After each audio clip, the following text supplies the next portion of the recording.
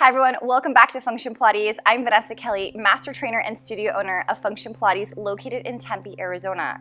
In today's video, I'm going to walk you through a default series of exercises to place in your additional leg work category. I'm working on a balanced body piece of equipment, and the springs I've chosen for today are one red and one yellow spring, which equal 1 1/4 springs if you're working on a different model.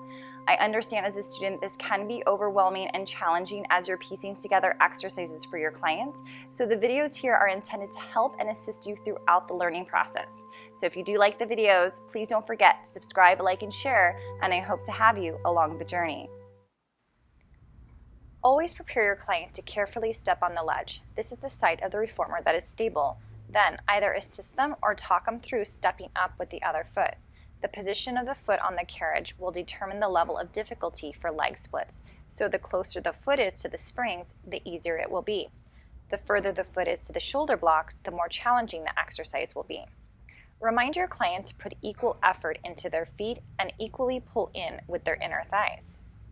Remember, the goal is to strengthen the hips and the adductors.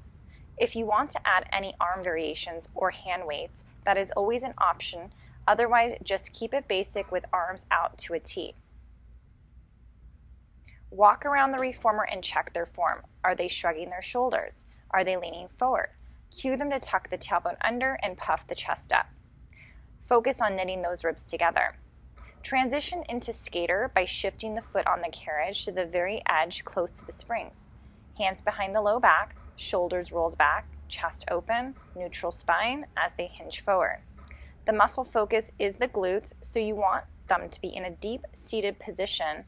They will transfer the weight into the stable leg and press with the foot on the carriage. Anywhere from 8 to 12 times is a good starting place.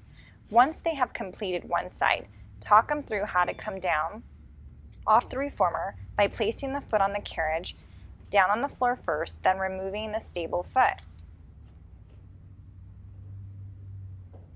Walk around to the other side again, having them carefully step up. Inhale to press out, and exhale to pull in. Have them visualize a book at the top of their head, so they are looking straight ahead and not down. Think of the arms reaching in opposition, and a strong emphasis on deepening the core connection.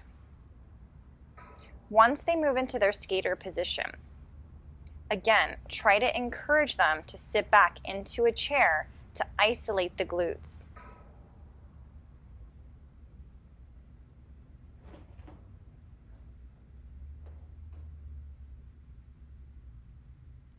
The shoulders and hips should stay square to the floor.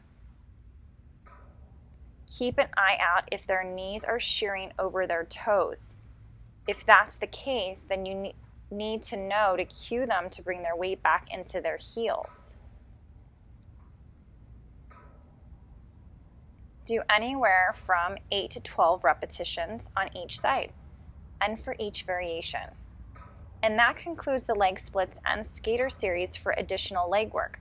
Follow me into the intermediate rotation category demonstrating kneeling seated rotation.